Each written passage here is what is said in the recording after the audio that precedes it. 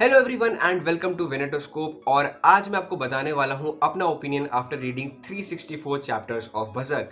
तो आपको स्क्रीन पे अभी टाइम स्टैम्प्स दिख रहे होंगे और यही सारे पॉइंट्स हैं जो मैं इस वीडियो में कवर करने वाला हूं।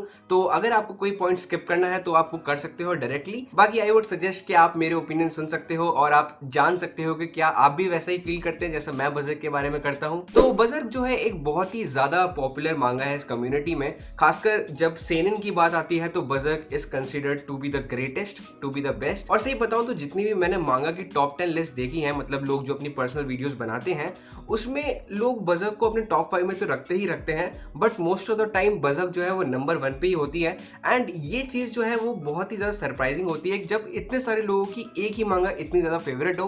तो ऑफकोर्स उसी ग्रेटनेस को एक्सपीरियंस करने के लिए मैंने भी बजर्क को पढ़ना चालू किया और बजर्क को कंप्लीट करने के बाद क्या मुझे भी बजर्क उतनी ही ग्रेट लगती है, क्या बजर्क सही में भी ग्रेटेस्ट मांगा ऑफ ऑल टाइम है, तो ये सारी चीजें मैं आपको स्टार्टिंग से बताता हूँ। ओके, सो सबसे पहले तो मैं आपको ये बता दूं कि मुझे इस चीज को एक्सेप्ट करने में बिल्कुल भी शर्म नहीं आती कि मैं एक नंबर का नॉर्मी हूँ, ठीक है। और मुझे बजर्क जो है वो पहली बार में पसंद नहीं आई थी और ना मुझे समझ में आया कि उसमें हो क्या रहा है। तो जब मैंने पहली आर्क पढ़ी बजर्क की, जो कि ब्लैक स्वॉर्ड्समैन आर्क है, वो पढ़ के मुझे ऐसा लगा कि यार इसके अंदर तो कुछ हो ही नहीं रहा। एक आदमी है जिसका नाम गट्स है, उसके पास एक तलवार है लंबी सी, और वो लोगों को बस जा जाके मार रहा है। लोगों को भी नहीं, एक डीमंस को मार रहा है, कुछ अजीब टाइप के मॉन्स्टर से उनको मार रहा है। फर्स्ट थिंग, मुझे ऐसी सेटिंग बिल्कुल भी पसंद नहीं आई, पता नहीं क्यों, बस मुझे नहीं पसंद आई। एंड मुझे पूरी आर्क पढ़ने के बाद भी कुछ इंटरेस्ट नहीं आया खासा कि ऐसा क्या हुआ जिससे मैं आगे पढ़ूं। तो ये मेरी नॉर्मलनेस मेरे बीच में आ गई और मैंने फर्स्ट अटेम्प्ट के बाद, ब्लैक स्वॉर्ड्समैन आर्क के बाद, मैंने बजर्क को ड्रॉप कर दिया। सेकेंड टाइम मैंने फिर से पिकअप किया क्योंकि यार लोग इतनी तारीफ करते हैं और इतनी तारीफ के बाद आपके ऊपर एक प्रेशर तो जरूर आता है कि यार मुझ में ही कुछ कमी है जिसमें मेरे को समझ में नहीं आ रहा कि इसमें इतनी ग्रेटनेस कैसे है। तो मैंने सोचा कि यार नहीं, मैं फिर से बजर्क पढ़ूंगा। एंड सेकेंड अटेम्प्ट में मैंने गोल्डन एज आर्क तक पढ़ ली बजर्क को, ठीक है। और गोल्डन एज आर्क पढ़ने के बाद I was really really impressed. मतलब आपने इससे पहले मेरा ओपिनियन सुन भी रखा है गोल्डन एज आर्क तक, कि मैं काफी खुश हुआ था कि बजर्क जो है वो काफी ज्यादा वेल रिटन है। और गोल्डन एज आर्क को खत्म करने के बाद मुझे समझ में आ गया था कि बजर्क इज अ रियली गुड मांगा। मतलब जिस तरीके से इसकी स्टोरी लिखी गई है प्लस जो कैरेक्टर्स है वो काफी अच्छे हैं। पर मैंने एक छोटा सा ब्रेक लिया गोल्डन एज आर्क के बाद कि मैं फिर से कंटिन्यू करूंगा, बट पता नहीं मेरे अंदर वो मोटिवेशन ही नहीं आई कि मैं वापस बजर्क को कंटिन्यू करूं। और मुझे समझ में नहीं आ रहा था कि ऐसा क्या मसंग है, ऐसा कौन सा ड्राइविंग फोर्स है जो मुझे नहीं मोटिवेट कर पा रहा बजर्क पढ़ने के लिए। तो ऑफकोर्स तीसरा अटेम्प्ट को स्टार्ट करने के साथ मैंने गोल्डन एज आर्क तक तो पढ़ रखी थी बजर्क को, और उसके बाद आती है कन्विक्शन आर्क, जो कि थर्ड आर्क है बजर्क में, और वो वहीं से स्टार्ट होती है जहां पे ब्लैक स्वॉर्ड्समैन आर्क खत्म होती है। तो कन्विक्शन आर्क एक ऐसी आर्क है बजर्क में, शायद जो द बेस्ट आर्क नहीं है भले ही बजर्क की, but it is the most important arc of बजर्क in my opinion. कैसे? एक तो वो मीनिंग देती है ब्लैक स्वॉर्ड्समैन आर्क को, ठीक है, ऊपर से जो उसका पिलर आर्क है यानी कि गोल्डन एज जो आर्क है उसको और ज्यादा ब्यूटीफुल बनाती है कन्विक्शन आर्क मेरी नजर में। और आगे आने वाली जितनी भी आर्क्स हैं उनको और ज्यादा डेप्थ देती है कन्विक्शन आर्क।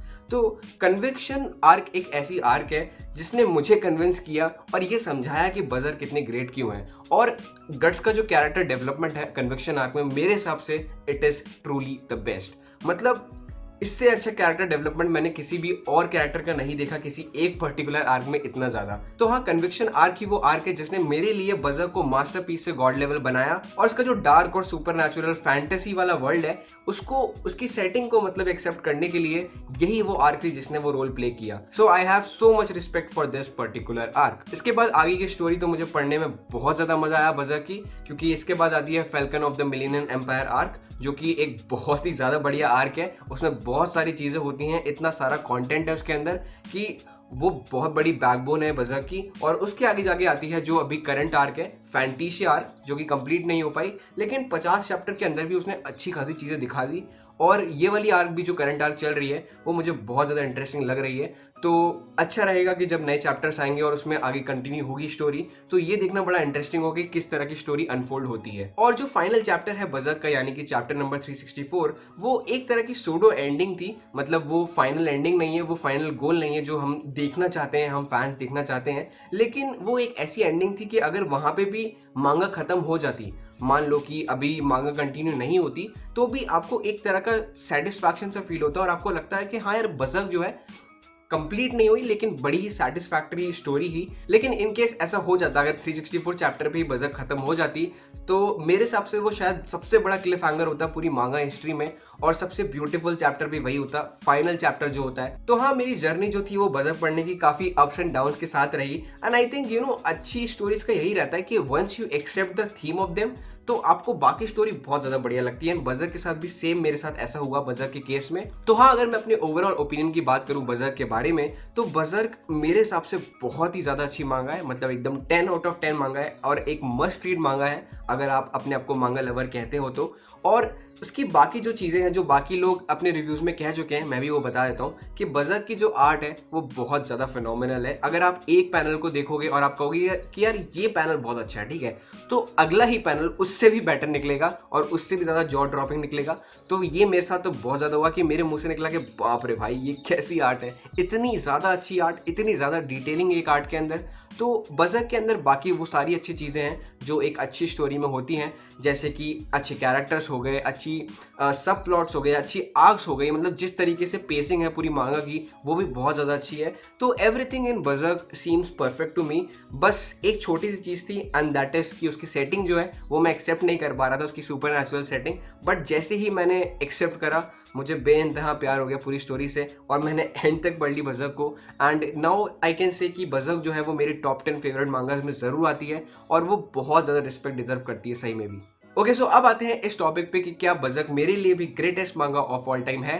तो इसका आंसर मैं एकदम सीधे सीधे दे दूंगा कि नो, क्योंकि अगर आप देखोगे तो अलग अलग लोगों को अलग अलग जॉनर्स पसंद होते हैं। किसी को साइकोलॉजिकल थ्रिलर पसंद है, किसी को रोमांस पसंद है। तो उस चीज़ के वजह से ये चीज़ बड़ी सब्जेक्टिव हो जाती है कि बजर्क जो है वो भले ही मास्टरपीस है, वो भले ही बहुत ही ज़्यादा परफेक्ट वर्क है, बट ज़रूरी नहीं कि वो सबकी ही फेवरेट मांगा होगी और जिसकी ना हो वो गलत है, वो बेकार है।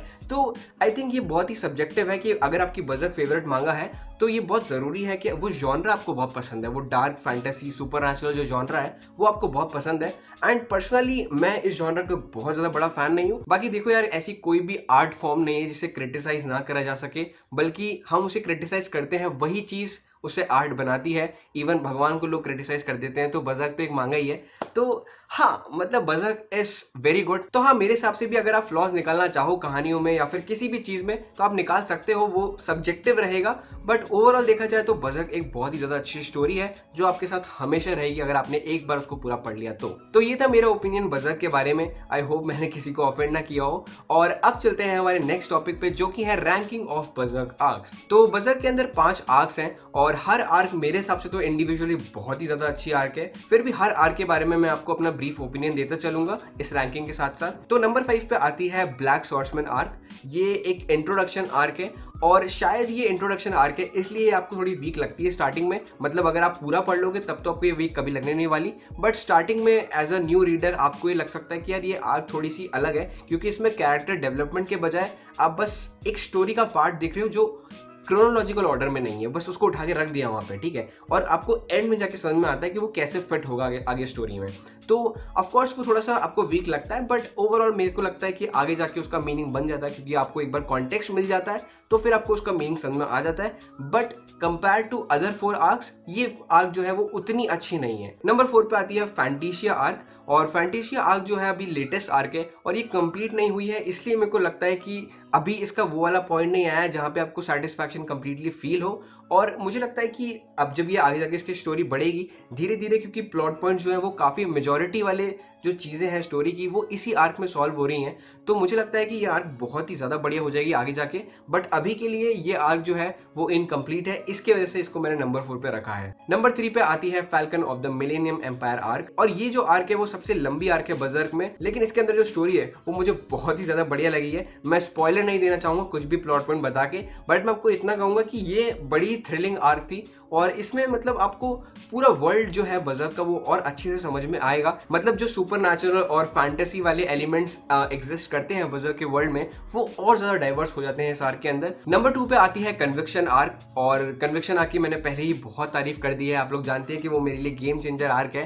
तो कन्विक्शन आर्क है सेकेंड नंबर पे और फर्स्ट पे मैंने रखा है गोल्डन एज आर्क को। लेकिन मेरा ऐसा मानना है कि दोनों कहीं ना कहीं इक्वल ही है। बजर्क में अगर आप देखो तो कन्विक्शन आर्क का वर्ल्ड एकदम अलग है और जो गोल्डन एज आर्क का वर्ल्ड है वो एकदम अलग है, तो थोड़ा कंपेयर करना मुश्किल होता है। लेकिन गोल्डन एज जो है उसके पास एक छोटा सा फायदा है कि उसमें कॉन्टेक्स्ट की इतनी ज़रूरत नहीं है, वो एज अ सब प्लॉट भी मतलब एज अ आर्क भी एक कंप्लीट स्टोरी लगती है, तो मुझे थोड़ी सी वो बेटर लगती है कन्विक्शन आर्क से। बट ऑफकोर्स दोनों आर्क कहीं ना कहीं मेरे लिए इक्वल ही हैं। तो ये तो हो गई बात रैंकिंग की। अब बात करते हैं मेरे टॉप 5 कैरेक्टर्स की बजर्ग में। बजर्ग में बहुत ज़्यादा कैरेक्टर्स हैं एंड मुझे याद है कि मेरी पिछली वीडियो में एक कमेंट आया था कि भाई आप अपना फेवरेट आर्क और फेवरेट कैरेक्टर भी बताना, तो बजर्ग तो परफेक्ट मतलब मांगा है इस चीज़ को बताने के लिए। तो नंबर 5 पे आती है स्की अर्क। आई डोंट नो इसका नाम कैसे प्रोनाउंस करना है, बट इसको मैं as a magician girl address करूंगा। तो जो मैजिशियन गर्ल का कैरेक्टर है वो भले ही कॉम्प्लेक्स कैरेक्टर नहीं है, बल्कि वो शायद पूरी मांगा का सबसे सिंपल कैरेक्टर है, लेकिन उसका जो पार्ट है पूरी स्टोरी में वो काफ़ी इंपॉर्टेंट है। और वो देख के मुझे काफ़ी ज़्यादा अच्छा लगा कि एक ऐसा सिंपल कैरेक्टर इतने कॉम्प्लेक्स वर्ल्ड में एक कितना इंपॉर्टेंट रोल प्ले कर सकता है, और गट्स के लिए वो कैरेक्टर कैसे मतलब इंपॉर्टेंट है, कैसे वो उससे रिलेटेड है, और कैसे उसका जो फेट है वो बंधा हुआ है गट्स के साथ। ये देखने में मुझे काफ़ी मज़ा आया और इस कैरेक्टर को मैं काफ़ी अप्रिशिएट करता हूँ जिस तरीके से उसको डाला गया है स्टोरी के अंदर। तो 4th नंबर पे जो कैरेक्टर आता है उसका नाम है सर्पिको। और सर्पिको और लेडी फर्नीस जो है वो दोनों ही इक्वल कैरेक्टर है कहीं ना कहीं, बट सर्पिको की जो बैक स्टोरी है और जो ओवरऑल उसका कैरेक्टर है, जिस तरीके से वो थोड़े माइंड गेम्स खेलता है और वो अपने आप को किसी से इन्फीरियर मानने को रेडी नहीं है। अगर वो उसको लगता है कि वो कहीं कमज़ोर है तो वो उस चीज़ को ओवरकम करने के लिए कोई तरीका ढूंढ लेता है, लेकिन वो कभी ऐसा नहीं सोचता कि यार मैं किसी से कमज़ोर हूँ या फिर मैं कभी हार सकता हूँ। तो सर्पिको का जो ये एटीट्यूड है ना, वो उसको एक बहुत ही अच्छा कैरेक्टर बनाता है। और मेरे हिसाब से सर्पिको का जो कैरेक्टर है वो और ज़्यादा अच्छा हो जाएगा आगे जाके, मतलब अभी तो है ही बहुत अच्छा, बट आगे जाके भी उसका डेवलपमेंट और बेटर होगा। तो उस चीज़ को देखने के लिए मैं काफ़ी ज़्यादा एक्साइटेड हूँ। 3rd नंबर पे जो कैरेक्टर आता है उसका नाम है स्कल नाइट। और स्कल नाइट एक ऐसा कैरेक्टर है जिसके अराउंड बहुत सारी मिस्ट्रीज हैं, मतलब स्टोरी में कहीं पे भी कुछ तिगड़म हो रहा हो या फिर कहीं पे भी किसी आर्क का क्लाइमेक्स आने वाला हो तो ये सर पहुंच जाते हैं वहाँ पे, और इसके बारे में हमें सबसे ज़्यादा कम चीज़ें पता है। और अगर मैं आपको बताऊं तो आप जब भी मांगा पढ़ोगे तब आपके दिमाग में भी ये मिस्ट्रीज जो है इससे रिलेटेड वो पॉपअप होंगी कि ये कौन है, इसका पास्ट क्या है, इससे रिलेटेड जो मिस्ट्रीज जितने भी हैं वो आप चाहोगे कि जल्द से जल्द सॉल्व हो। और एक छोटा सा स्पॉइलर, अगर आप चाहो तो 20 सेकंड स्किप कर सकते हो, बट इसकी जो स्टोरी है वो गट्स से बहुत ज़्यादा सिमिलर है। तो ये जानने में मैं पर्सनली बहुत ज़्यादा इंटरेस्टेड हूँ कि इस कैरेक्टर का फ्यूचर कैसा होता है। लेकिन इसका जो स्क्रीन टाइम है वो कम होने के बावजूद भी इसका जो इम्प्रेशन है, जो पूरा इम्पैक्ट है वो काफ़ी लॉन्ग लास्टिंग है। तो मुझे ये कैरेक्टर पर्सनली तो बहुत ज़्यादा पसंद आया और इसकी स्टोरी जानने के लिए मैं बहुत ज़्यादा एक्साइटेड हूँ। नंबर 2 पे जो कैरेक्टर आता है उसका नाम है Griffith, the villain of the story. तो ग्रिफिथ का जो कैरेक्टर है वो उन लीग ऑफ विलन्स में से आता है जो एकदम परफेक्ट माने जाते हैं। परफेक्ट इन द सेंस कि रिटर्न में भी, मतलब राइटिंग में भी वो परफेक्ट है, प्लस उनका जो कैरेक्टर है एक लाइफ में, मतलब उनके वर्ल्ड में वो भी बहुत ज़्यादा आइडियल है। इतना आइडियल कि लोग उसे आइडियलाइज करते हैं, लोग उसे एकदम सुंदर देखते हैं, उसके बाल उड़ रहे हैं और हवाएं चल रही हैं। सो बेसिकली ग्रिफिथ का जो कैरेक्टर है वो मुझे बहुत पसंद आया। और आई थिंक ग्रिफिथ की जो कैरेक्टर की मिस्ट्री है, मतलब उसके बारे में हमें चीज़ें पता हैं और उसके 3 वर्जन है स्टोरी में। आई थिंक ये भी स्पॉइलर ही है, बट जो 3 वर्जन है उसमें से जो पहला वाला वर्जन है, सबसे पहला वाला, वो मेरा पर्सनली सबसे ज़्यादा फेवरेट है। उसके बाद वाले जो वर्जन है वो भी बहुत अच्छे हैं, बट उनकी जो मिस्ट्री है वो अभी रिजॉल्व नहीं हुई है, तो वो देखने में काफ़ी मज़ा आएगा कि वो किस तरीके से अनफोल्ड होती हैं। मतलब ग्रिफिथ का जो कैरेक्टर वो ऐसा कैरेक्टर है जिसके बारे में हमें बताई भी बहुत सारी चीज़ें, लेकिन फिर भी उसकी मिस्ट्री बहुत ज़्यादा बड़ी है और इतनी सारी चीज़ें भी बाकी हैं उसके बारे में बताने को। तो ये देखना बड़ा इंटरेस्टिंग होगा कि ग्रिफिथ का जो कैरेक्टर है वो एज अ विलन कैसे और इवॉल्व होता है स्टोरी में। और मुझे फिर भी ग्रिफिथ बहुत ज़्यादा पसंद है। और नंबर 1 पे जो कैरेक्टर आता है आपने गेस कर ही लिया होगा, वो है हमारे hero of the story, the protagonist of the story, guts. और गट्स वैसे तो स्टोरी का हीरो है, बट वो असल लाइफ में अपने वर्ल्ड में हीरो है कि नहीं वो मैं आप पे छोड़ दूंगा जज करने के लिए, क्योंकि उसके मोराल्स जो है वो थोड़े अलग टाइप के हैं और उसको जो करना है बस उसको करना है, मतलब उसके दिमाग में यही रहता है। लेकिन मेरे हिसाब से गट्स जो है वो एक ऐसा कैरेक्टर है जो सबसे बढ़िया तरीके से डेवलप हुआ है किसी स्टोरी में। और मैं ये मानता हूँ कि गट्स की जो एगनी है, जो पूरा पेन है, उसकी जो पूरी सफरिंग है, उसको जिस तरीके से राइटर ने दिखाया है वही सबसे बढ़िया बात है पूरे बर्ज़र्क स्टोरी की। बर्ज़र्क में जो मेन कैरेक्टर है उसको इतने अच्छे से समझना, मतलब सरफेस लेवल पे, यही सबसे बड़ा अचीवमेंट है रीडर्स के लिए भी और राइटर के लिए भी कि उसने इस तरीके से गट्स को लिखा कि बाकी लोग भी उससे रिलेट कर पाए, उसकी कहानी को समझ पाए। और मेरे को लगता है कि यही एक चीज़ है जो गट्स को इतना ग्रेट प्रोटैगनिस्ट बनाती है कहानी का। एंड एक और चीज़ मैं आपको जो बताना चाहूँगा, वो मुझे नहीं पता कि मैंने कभी किसी रिव्यू में सुनी है कि नहीं, लेकिन बजर्क के अंदर थोड़ी बहुत कॉमेडी भी है, और थोड़ी बहुत से ज़्यादा मतलब है कि एक्चुअली काफ़ी कॉमेडी है। जो गोल्डन एज आर्क जहाँ पे ख़त्म होती है वहाँ से लेके अभी एकदम एंड चैप्टर तक, हर चैप्टर में कहीं ना कुछ ना कुछ कॉमेडी होती रहती है। पक नाम की जो एल्फ है और इसिद्रो का जो कैरेक्टर है, ये दोनों बजर्क की मांगा को डार्क थीम के साथ साथ कॉमिक भी बना के रखते हैं। हल्की फुल्की हंसी मतलब आपको आती रहती है। ऑफ कोर्स वो हिलेरियस वाली हंसी नहीं आती कि एक कॉमेडी मांगा पढ़ रहे हो आप, बट ऑफ कोर्स इसकी डार्क थीम के साथ बहुत ही परफेक्टली बैलेंस होती है जो इसकी कॉमेडी है। और मुझे लगता है कि ये चीज़ मेंशन करनी बड़ी ज़रूरी है कि बजर्क में कॉमेडी भी है, तो आप इस चीज़ के लिए भी रेडी रहें। कुछ लाइट और अच्छे होलसम मोमेंट्स में आपको मिलेंगे। तो ये बजर्क को एक बहुत ही डाइवर्स, एक बहुत ही अच्छी स्टोरी बनाता है। और एंड में मैं यही कहना चाहूंगा कि बजर्क को इतना ग्रेट इसलिए कहा जाता है because there is a reason behind it. और उस रीजन को जानने के लिए आपने अगर बजर्क नहीं पढ़ी है तो जरूर पढ़ना, और अगर आपने पढ़ ली है बजर्क मांगा तो मैं आपकी ओपिनियन जरूर जानना चाहूंगा कमेंट सेक्शन में। और आई होप कि आपको ये वीडियो अच्छी लगी हो, तो लाइक बटन भी दबा देना। एंड अगर आप मेरे चैनल पे पहली बार आए हो और आप अगर बजर्क के फैन हो तो हो सकता है कि आगे और वीडियोस आए बजर्क पे, तो उस चीज के लिए चैनल को सब्सक्राइब भी कर देना। Thank you everyone.